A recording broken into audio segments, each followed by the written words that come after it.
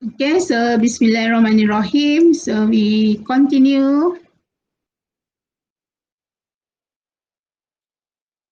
our session untuk so the next slide kita bincangkan dari segi organizational frameworks for security and control.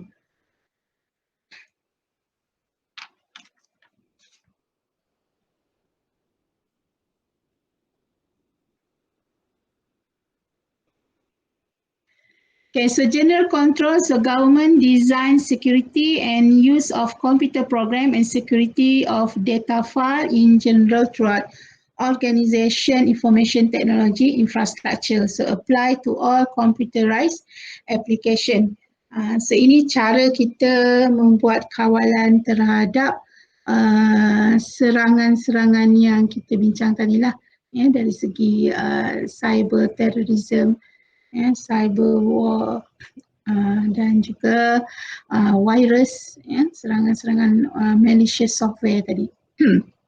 Okay, so ada beberapa bahagian kawalan yang perlu kita lihat dari segi pengurusan data ataupun dalam pengurusan sesebuah organisasi. So yang pertama kita lihat dari segi kawalan terhadap software, perisian kita. Okay, so software controls monitor the use of system software and prevent unauthorized access and use of software program, system software and computer programs. So ini dari segi kawalan perisian data kita. Okay, so kita perlulah buat untuk mencegah unauthorized access tadi. Okay, so contohnya kita akan gunakan yang paling popular lah, kita gunakan sistem password. Biasanya kita akan gunakan password untuk kawalan terhadap kita punya computer control. Okay, so hardware control ensure that computer hardware is physically secure and check for equipment malfunction. So organization that are critically depend on their computer also must take provisions for backup or continue operation to maintain constant service. Okay, so kena ada backup file. Dan kita ada di bawah computer operation control. So oversees the work of computer department to ensure that program procedures are consistently and correctly applied to the storage and processing of data. So they include control over the setup of computer processing job and backup and recovery procedures for processing that ends abnormally. Okay, so ini biasanya di bawah kawalan bahagian keselamatan untuk computer operation control. Untuk memastikan semua bahagian di dalam sebuah organisasi itu berada dalam keadaan yang selamat. And then kita ada data security control to ensure that valuable business data file maintained internally or by an external hosting service and are not subject to unauthorized access, change or destruction while they are in use or in storage. Kemudian kita ada implementation control, refer to audit the system development process at various points to ensure that the process is properly controlled and managed. Then kita ada administrative control, formalize standard rules, procedures and control discipline to ensure that the organization, general and application control are properly executed and enforced. Okay, so ini adalah bidang-bidang tugas dari segi keselamatan bagi setiap bahagian kawalan keselamatannya dalam sesebuah organisasi. Okay, and then kita ada information system control.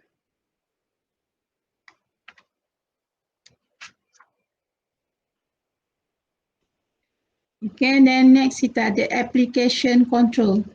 Okay, so yang ini specific control unique to each computerized application such as payroll or order processing, include both automated and manual procedures. Okay, so ini banyak di bahagian account ya, bahagian perakaunan. Ensure that only authorized data are completely and accurately processed by that application. Okay, so ini di bahagian input processing and output control terhadap kawalan yang ini. Okay, di bahagian payroll dan juga order processing.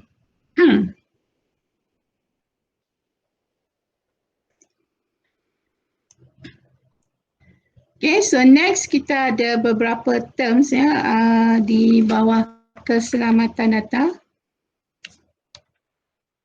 Ini macam mana kita nak what are components of an organization framework for security and control.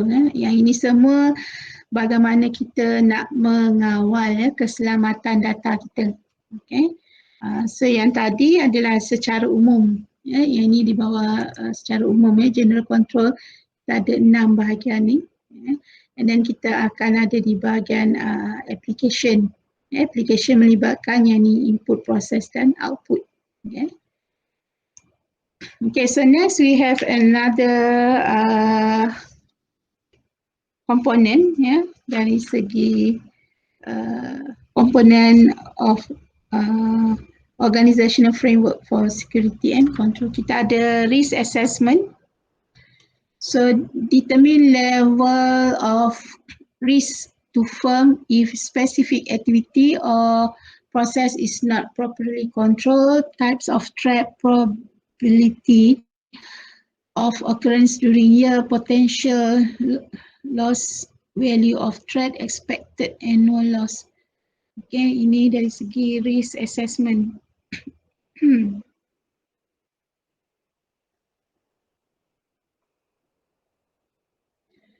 Okay, so ini risiko kehilangan dari segi pendapatan sesebuah organisasi. Okay. Security control ranks information risk, identify acceptable security goals and identify mechanism for achieving these goals. Okay, ini dari segi keselamatan. Okay, then disaster recovery planning. So devise plan for restoration of disrupted service. Okay.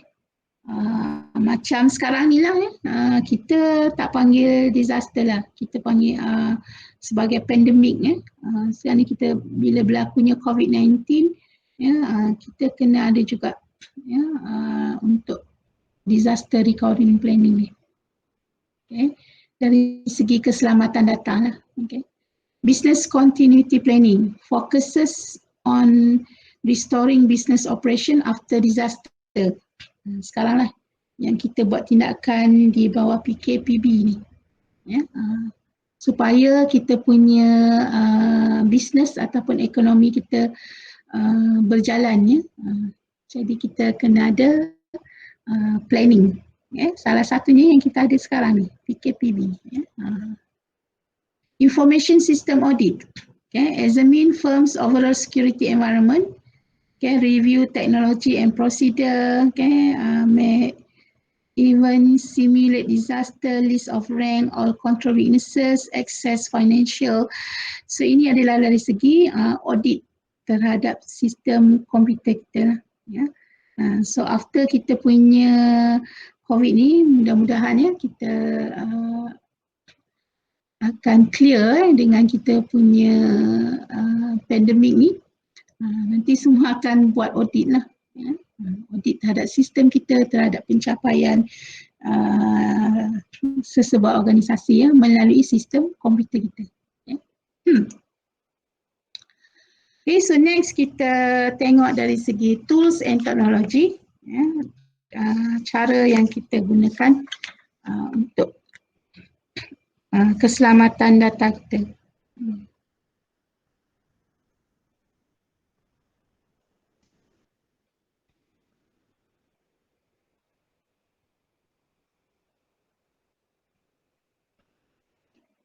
Okay, so yang pertama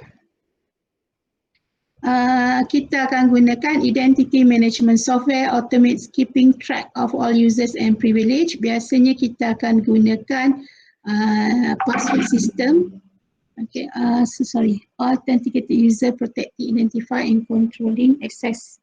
Okay, so biasanya kita akan gunakan password, token smart card, biometric dan juga two-factor authentication.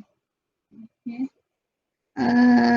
Two-factor authentication ni kita ada dua cara untuk kita buat keselamatan. Biasanya kalau kita pergi bank kan, untuk dia masuk kepada bahagian ni dia akan ada dua pintu lah. Satu, you kena gunakan you punya password, kemudian mungkin you kena gunakan you punya thumbprint. Ada dua keselamatan yang perlu ataupun akses kepada bahagian-bahagian yang tertentu. So next kita ada firewall, combination of hardware and software that prevents unauthorized user from accessing private network. Okay. So ada firewall, dia ada melibatkan dua lah, satu dari segi penggunaan hardware dan segi penggunaan software. Static packet filtering, stateful inspection, network address translation, application proxy filtering. So ini adalah pendekatan yang digunakan di dalam konsep firewall. Yang keempat, kita ada intrusion detection system. So monitor hotspot on corporate network to detect and deter intruders. Examine events as they are happening to discover attack in progress.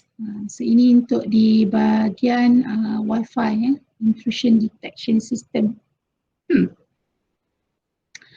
Kemudian kita ada antivirus dan anti-spyware system. So check computer for presence of malware and can often eliminate it as well, requires continual updating. Okay, so ini di bawah antivirus lah. Tengok apa yang terkini yang boleh kita avoid daripada virus untuk hilangkan virus. Unified Threat Management System. So comprehensive security management products include firewalls, VPN, IDNs. Okay. So ini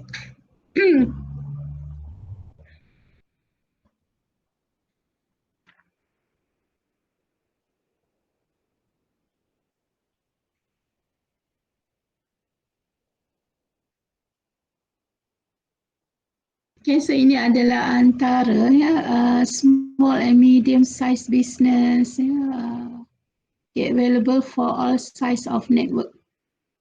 Okay, so ini yang kita gunakan lah jenis-jenis sistem ataupun software yang diguna pakai. So leading UTM vendors, Blue Code, Fortinet and Checkpoint.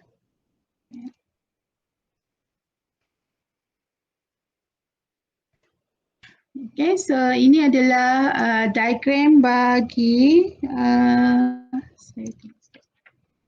corporate firewall. Ini penggunaan firewall dari segi keselamatan data.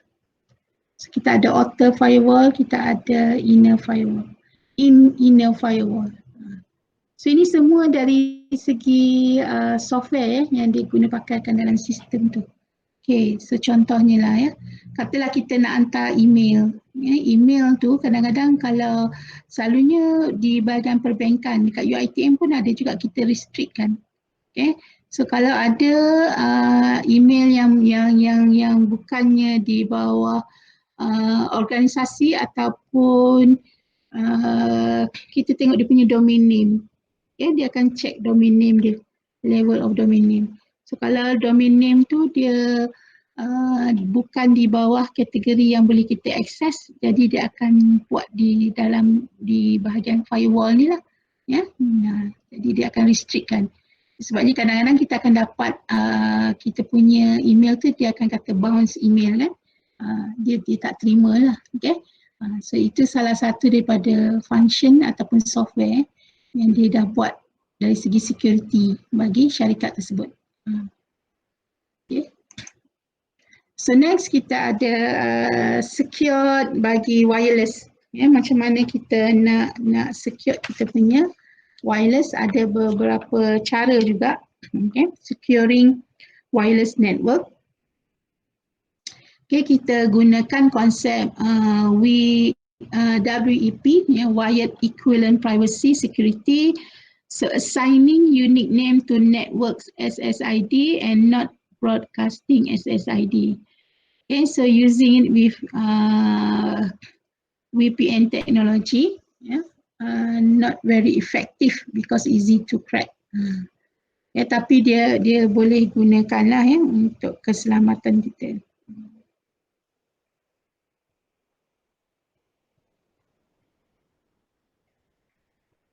Ya, kita gunakan virtual private network. Kemudian kita ada gunakan Wi-Fi Alliance Finalized WPA2 specification. So ini dia punya version dia untuk ni, continually changing keys, encrypted authentication system with central server. So ini ya yang kadang-kadang kita tengok dalam anda punya WhatsApp kadang-kadang dia change kan kita punya security kita punya tu, encrypted tu. Yeah. So untuk dia menghalang daripada intruder ataupun daripada hackers ni untuk dapatkan data-data kita tu. Jadi dia akan gunakan yang ni lah ya. Wi-Fi Alliance Finalized WPA2. And then kita ada encryption, secured socket layer dan juga successor transport layer security. Enable client and server computer to manage encryption and decryption activities so they communicate with each other during a secure web session.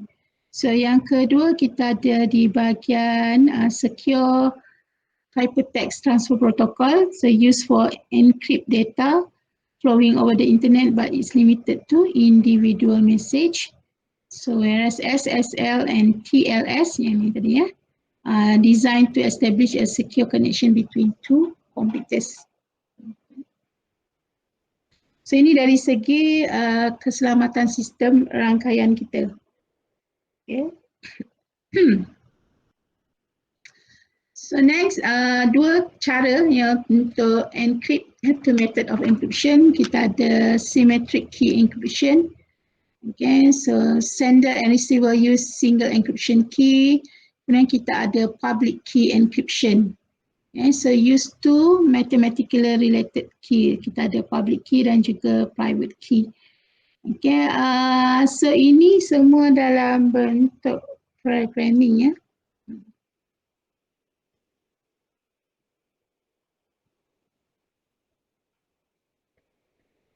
Okay, so next kita ada digital certificate.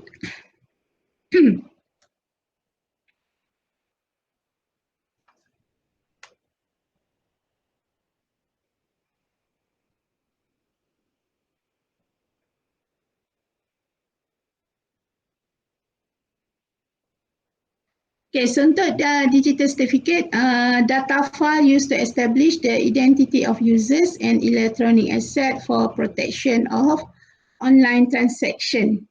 Okay, so use a trusted third-party certification authority to validate users' identity.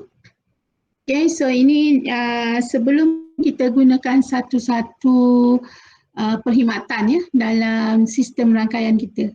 Okay, kita akan sign ya untuk agreement ya supaya kita bersetuju ya bagi pihak tersebut ya menggunakan data-data kita. Kalau tak bersetuju jangan sign. Jadi kita tak gunalah dia punya sistem.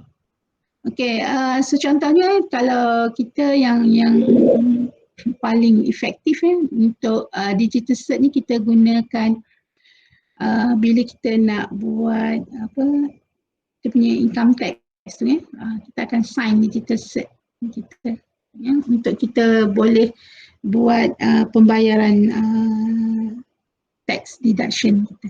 Okay. Kadang-kadang sebelum anda gunakan apa ni nak buat Yahoo Mail ke Google Mail pun dia akan tanya kan, setuju ataupun tidak kita menggunakan sistem tersebut. Dia akan bagilah agreement antara kita, antara user dengan developer dia, yang pembangun sistem.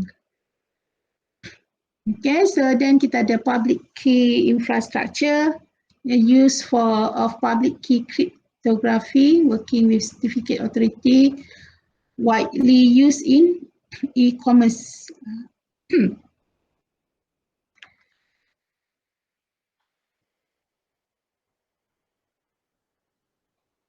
Okay, ini kita kena guna, dia akan bagi satu secret key untuk kita, yang ini secara digital. Okay, nanti dia akan scankan kita punya ni. Okay, so this is how it works lah. Kita tengok berapa nampak sangat ni dia punya ni sebab.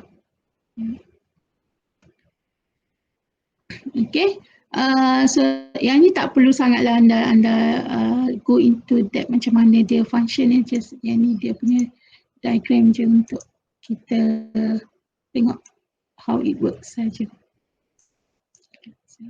Kan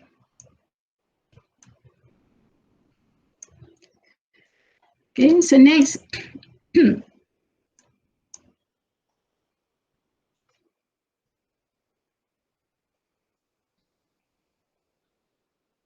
so ensuring system availability, online transaction processing require 100% availability, no downtime.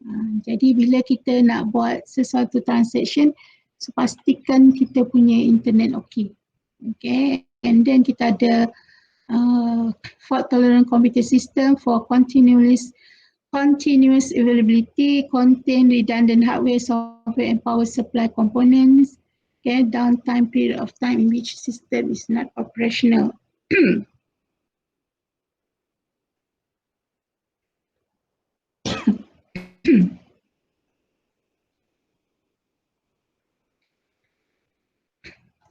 Okay. So next kita ada controlling network traffic, technology of deep packet inspection, examine data file and sort low priority materials. Kemudian kita ada security outsourcing, manage service providers, monitor network activity and perform vulnerability testing and intrusion detection. Okay, so next kita ada security in the cloud. Responsibility for secure reside with company owning the data. So firm must ensure providers provide adequate protection. Okay, ini dari segi keselamatan data dalam organisasi, kena adalah sistem-sistem password yang dia gunakan. And then kita ada securing mobile platform. The security policies should include and cover any special requirement for mobile devices. Okay, so mobile device management tools. Biasanya kita akan guna ni lah PIN number yang kita nak access pada mobile kita dari segi security, ataupun kita akan gunakan kita punya thumbprint kita kan. Ensuring software quality, so software matrix objective. Okay. Software metric objective assessment of system in form of quantified measurements, okay, and then walk through, review a specification or design document, small group or qualified people, okay, debugging process by which errors are eliminated. Okay, so ini dari segi bagaimana kita nak solve problem di bawah software quality. Dia ada measurement ya. So walk through, review of specification ni adalah konsep dalam kita nak detect flaw tadi ataupun hidden bug dalam kita punya perisian kita dalam sistem software. Okay.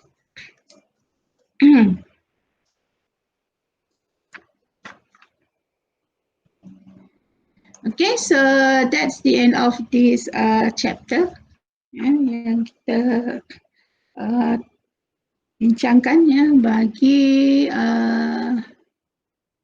topik 7. Okay. So saya recap balik apa yang kita bincangkan ya, daripada definisi sampailah dari segi keselamatan data. Okay.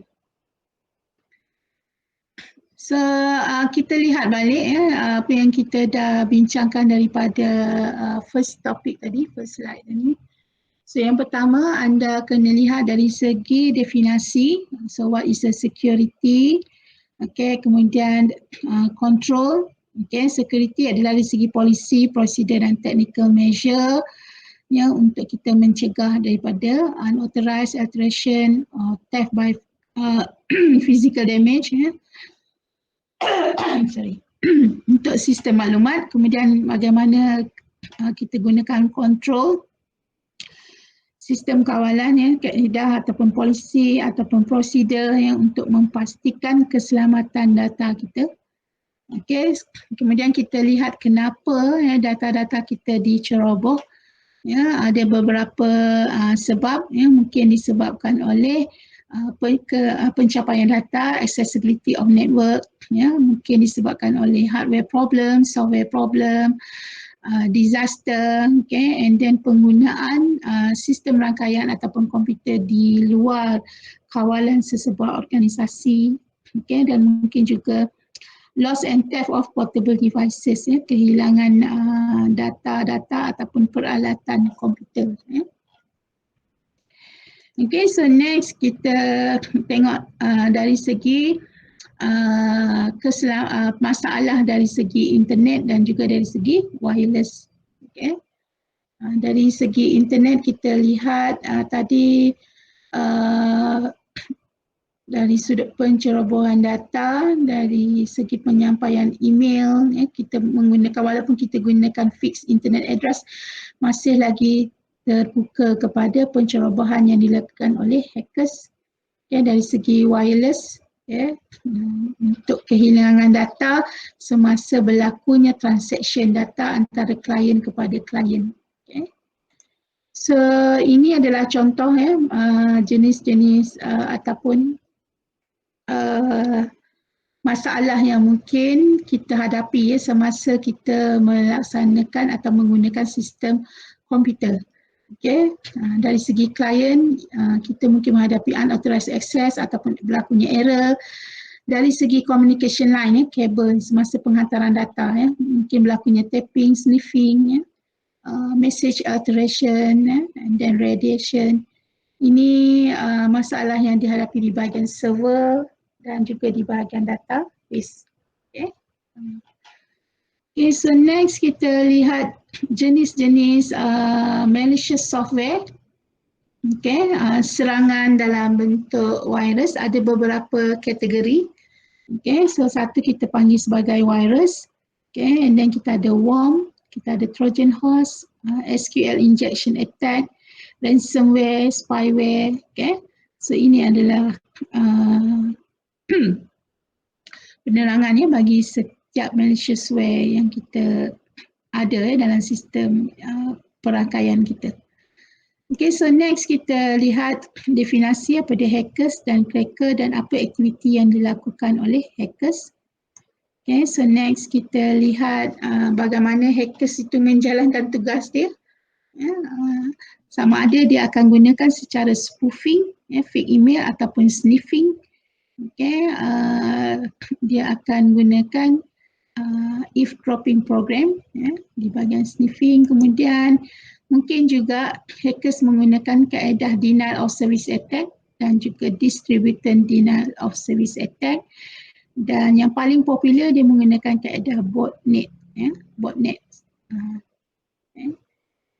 Next kita discuss berkenaan computer crime. Apa dia computer crime, definisi dia, dan kenapa adanya computer crime ada dua. Satu dia target di bahagian sistem komputer, okay. Kemudian untuk kecurian data. Okay. Okay, so ini adalah bagaimana kaedah yang digunakan pakai oleh computer crime, identity theft, phishing, farming, click fraud dan evil twins. Okay, so ini adalah analogi bagi computer crime. Dan kita ada kategori cyber terrorism dan juga cyber warfare. Okay, dan kita ada juga masalah dari segi internal threat daripada pekerja sendiri, employees, dan juga masalah dari segi perisian, software vulnerability. Okay.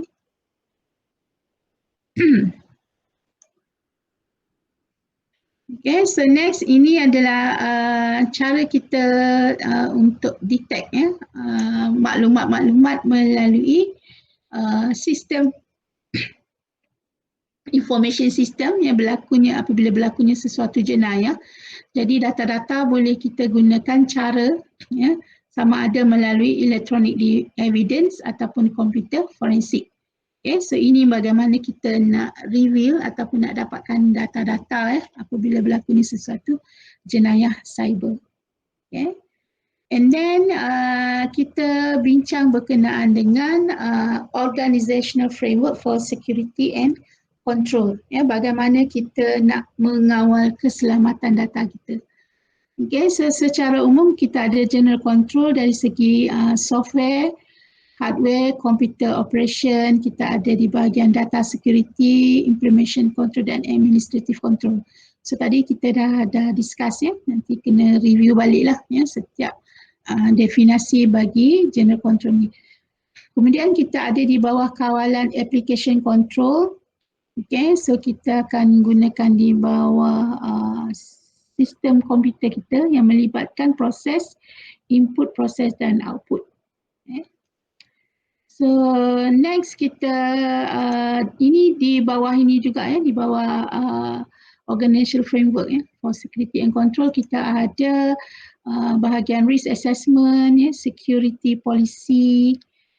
Okay, so disaster recovery planning, business continuity planning, information system audit.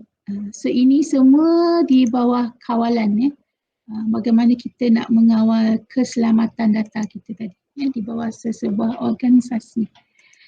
Okay, so next kita tengok tools and teknologi untuk kita mengawal keselamatan data kita. Okay, so yang pertama kita gunakan identity management software, untuk kita kenal pasti orang yang berautoriti sahaja yang boleh menggunakan sistem kita. Okay.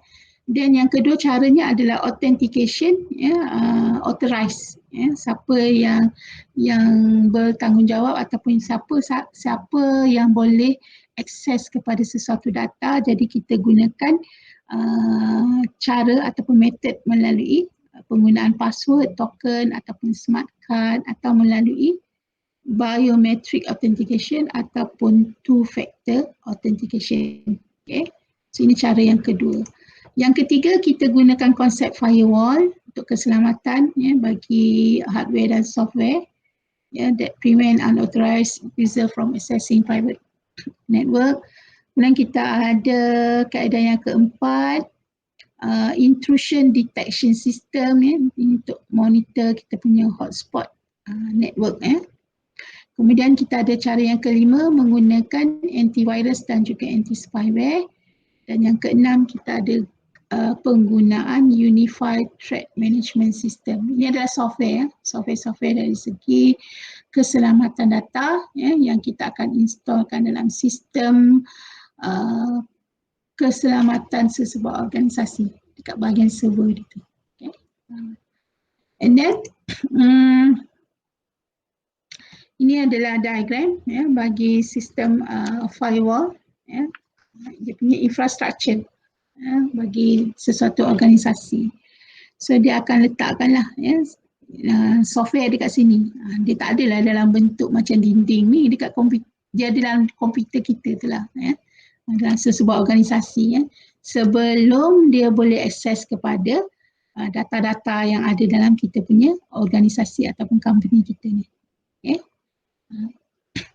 So So tadi kita ada dua kan, firewall sama ada secara hardware dan software. So hardware peralatan lah yang digunakan ni. Software adalah sistem programming yang kita gunakan untuk kawal keselamatan, untuk kita dapat akses kepada data-data dalam kita punya sistem komputer. Okay, so next kita lihat dari segi securing wireless network. Okay, so ini adalah cara ya untuk kita prevent data melalui wireless network. Kita ada konsep wired equivalent privacy dan juga kita ada WEP ya untuk standard. Sini untuk wireless punya konsep. Dan kita ada lagi satu kaedah yang kita panggil sebagai encryption. Okay, so encryption kita ada beberapa pendekatan. Satu dipanggil sebagai two method for encrypting network traffic. Okay, so satu ada SSL dan satu lagi kita ada TLS. TLS ni transport layer security. So ingat lagi yang dalam network tu kita ada 4 layer tu, application layer tu kan. So dekat sinilah function dia, punya fungsi dia. Okay, so ini semua melibatkan di bahagian protokol. Protokol used for encrypted data. Jadi secara teknikalnya tu kita tak pergi in depth lah ya. Kita hanya highlightkan ya cara pendekatan yang digunakan oleh sesebuah organisasi untuk bahagian encrypt dengan decrypt data ni. Okay. So next kita ada dua kaedah bagi two method of encryption. Kita ada symmetric key encryption. Okay, sender and receiver use single encryption, key shared key. Okay, and then kita ada public key encryption. Yang ni lebih secure. So nanti yang ini ya saya akan sharekan beberapa video ya untuk anda fahamkan ya untuk konsep yang ada, bagaimana dia berfungsi, okay, ataupun bagaimana ia dilaksanakan. Okay, so next kita ada digital cert ya dari segi keselamatan data juga ya untuk use as a trusted third party certification authority to validate users identity. Okay. Dan kita ada konsep public key infrastructure. Yang ni dia punya how it works. Nanti saya akan sharekan juga nanti dalam beberapa video yang berkaitan. Okay. Okay, so the last one yang ini ada bahagian ensuring system availability ya untuk memastikan kita punya transaction berjalan dengan baik ya. Dan kita ada bahagian fault tolerant computer system yang mungkin berlakunya masalah semasa kita melakukan transaction. Yang ni dia kata mungkin berlakunya hardware, software and power supply komponen ni yang ini dari segi infrastructure dia. Ya. And then kita ada controlling network traffic, kita ada security outsourcing, ya. Kita ada security in cloud, securing mobile platform, ya. And then macam mana kita nak ensuring software quality. Okay, so that's the end of chapter 7. Okay. Yang ini adalah soalannya yang mungkin kita boleh fikirkan. Okay, so ini adalah contoh soalan past semester ya, untuk chapter 7. Okay, so ada apa-apa soalan bahagian chapter 7? So any question?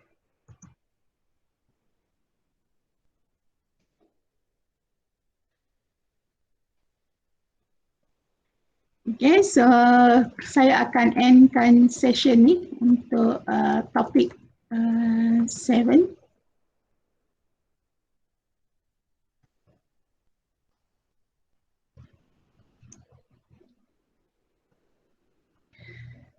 so